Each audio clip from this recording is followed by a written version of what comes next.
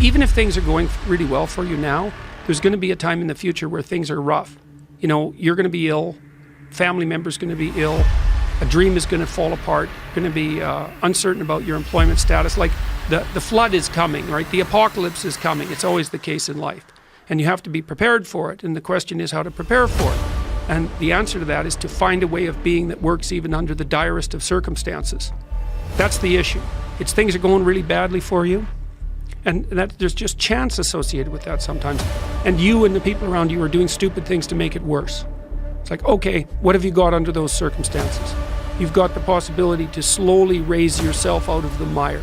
You've got the possibility to do just what the fighter does when he's defeated, which is to say, well, regardless of the circumstances that might have led to my defeat, like even if there were errors on the part of the referee, this is no time to whine about it. This is a time to take stock of what I did wrong so that I could improve it into the future. And that's the right attitude. You know, in the Old Testament, we must have made a mistake. It's never to shake their fist at the sky and curse fate. It's never that. The presupposition is, if things aren't working out, it's my fault. And that's a hell of a presupposition.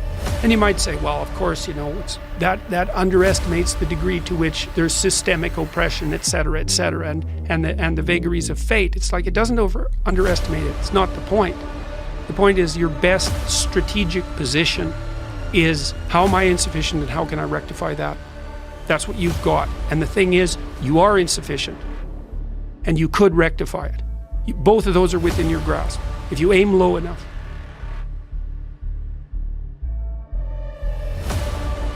When you say to someone, you're okay because of your position, that's not good enough, because you have to say, well, wait a second, you need a trajectory.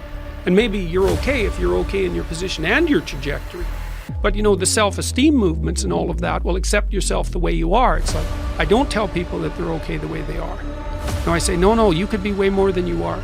And they're relieved about that, you see, because if you're in a dark and terrible place, and someone says, you're okay the way you are, I'm having a terrible time and I'm hopeless. You're okay the way you are. Well, then what? That's where I am? And what do you want to tell a young person? You're 17, you're okay the way you are. It's like, no, you're not. You got 60 years to be better. And you could be way better. You could be incomparably better across multiple dimensions. And in pursuing that better, that's where you'll find the meaning in your life. And that will give you the antidote to the suffering.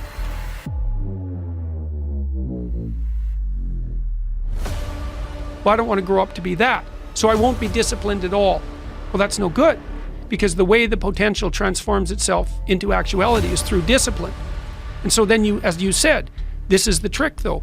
You have to pick a path of discipline. What path of discipline you have to pick is a different issue. The rule might not be follow this rule.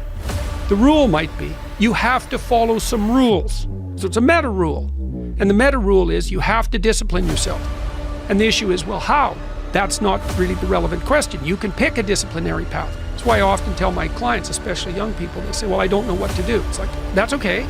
Nobody does. Go do something. Do the best thing that you can think of. Put the best plan you have into practice. It's not going to be perfect, and it will change along the way. But it will change partly because you become disciplined pursuing the path. And as you become disciplined, you become wiser.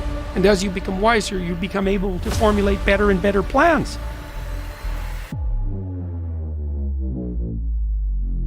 First of all, you have to treat yourself like you matter. Because if you don't, then you don't take care of yourself, and you become vengeful and cruel. And you take it out on people around you, and you're not a positive force. None of that's good. So you suffer more, and so does everyone around you. And there's a malevolence that enters into it. None of that's good. So that's what happens if you don't treat yourself like you matter. And then, well, what happens if you don't treat other people like they matter? Well, you lie to them, you cheat them, you steal, you enter into impulsive relationships with them. They can't trust you. That doesn't go anywhere. They don't like you. You end up alone at best, and maybe like incarcerated at worst. Like, that doesn't work.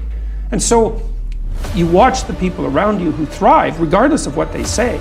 They act out the proposition that everyone matters. And then you have a functional society. If when you act out the proposition that everyone matters, you have a functional society, maybe that's evidence that that proposition is true. I think it's true.